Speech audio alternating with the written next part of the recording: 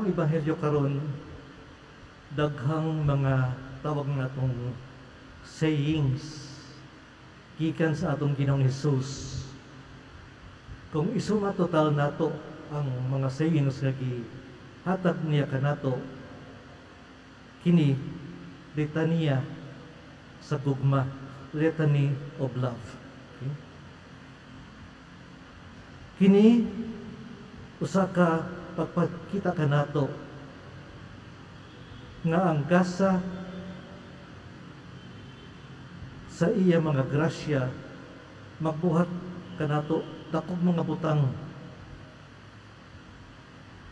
unsa man kining mga gasa o grasya nga ihatag niya kanato. So muhatag ako upat. Ang una mao ang power, gahom. Gihatag niya gahom kanato. Taba ang gahom. Are we powerful? Unsa man ang power nga gihatag niya kanato? Si Jesus miingon sa iyang mga tinun-an, bisan kinsa nga nahigugma kanako magabantay sa akong pulong. So pag nagbantay kita nga ang iya gi-emphasize, kitagaan niya importansya ang pulong. The Word.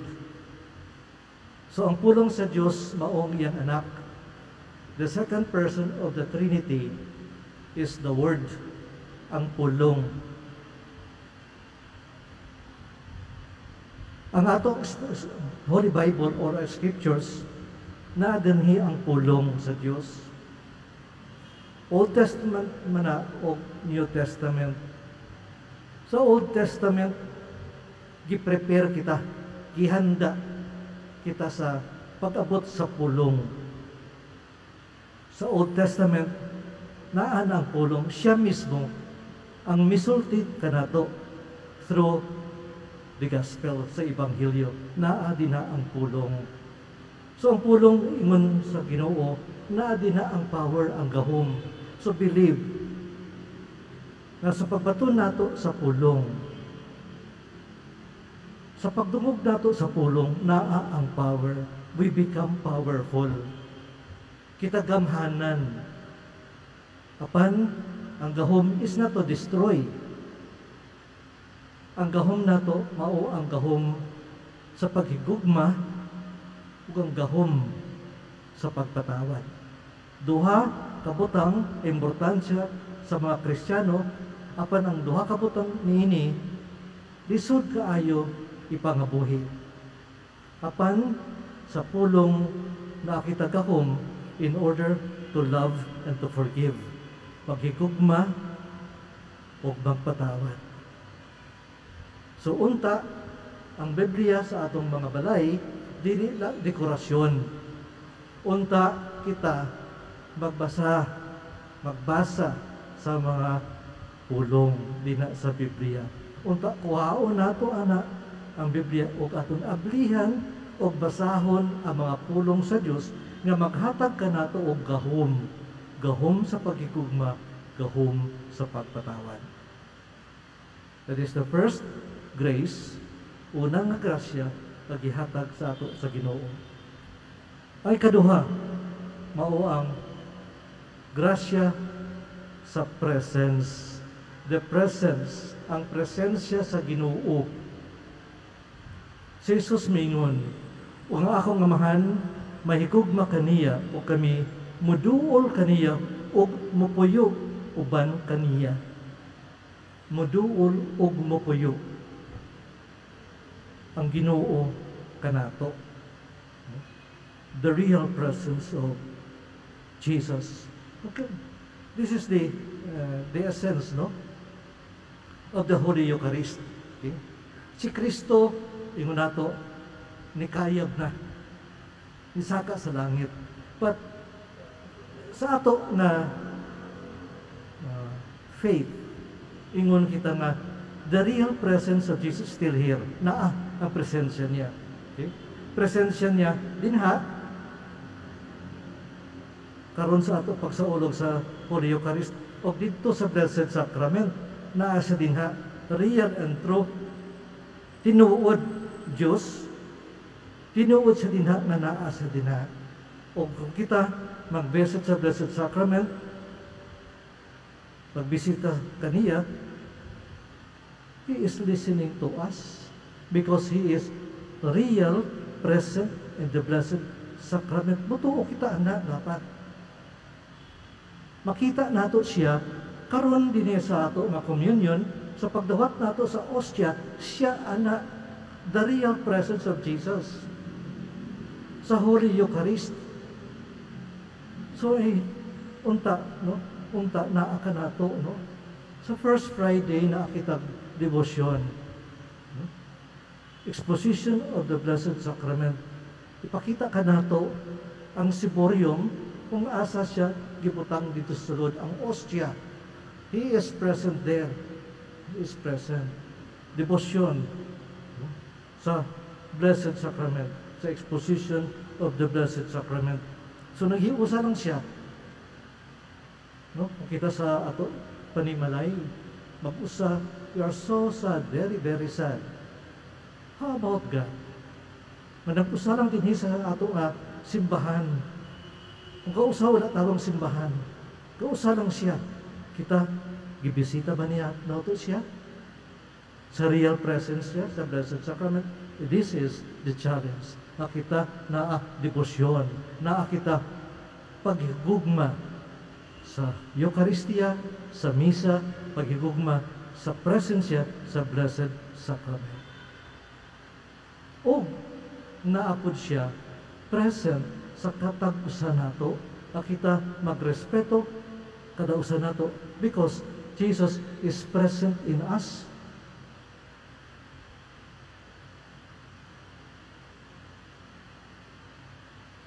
Di ba? May daan namatay, no? Muadto kita sa funeral, sa wake, o bisitahon nato ang patay. Nga naman, patay na siya. Nga naman bisitahon nato.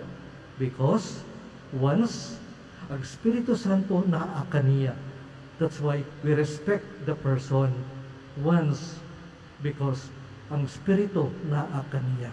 This is meaning sa pag-adto nato sa funeral wake, bisitahon ang patay, respeto nato sa tao kay once ang Espiritu Santo naa kaniya, ang Diyos naa kaniya.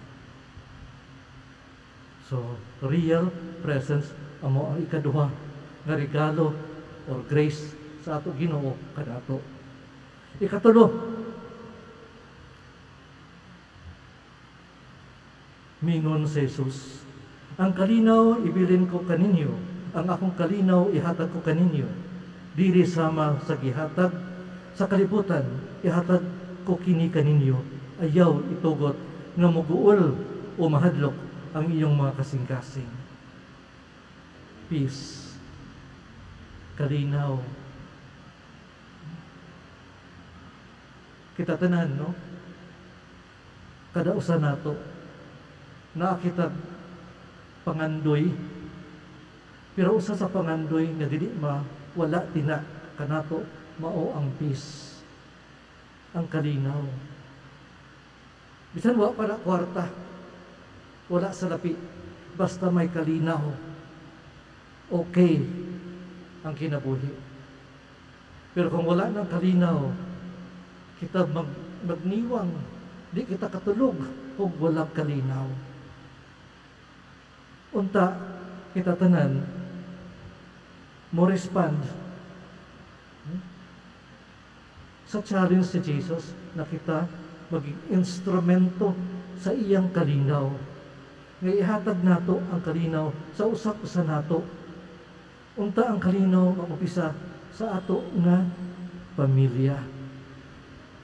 We start peace in our families. Okay? Karon, moments from now, we will be praying of peace. And I will say, ingon ko, kita maghatag og the spirit of peace to one another. Kung kausa sige na kita ka, peace be with you, peace be with you, peace be with you. Let us make it meaningful that this peace is a prayer, not only a wish. Gayhatag ko sa ako ko, isikatawag sa ako nga kaingod. But this is a prayer na unta, brother, mapatun mo ang peace gikan sa Ginoo, the real peace. Dili peace nga gihatag sa kalibutan kanato, apan ang peace nga gikan ni Kristo. Diba? After his resurrection, he appeared to the apostles, and the first greeting na gihatag niya, peace be with you. Second visit niya, peace be with you. Because very important ang peace sa simbahan nato, sa kalibutan nato. Dili mahatag, dili makuha nato ini sa kalibutan. Si Kristo ang Ginoo lang ang maghatag sa ato og peace, kalinaw. Let us answer the challenge. Kita tanan mag-respond, kita maging instrumento sa iyang kalinaw.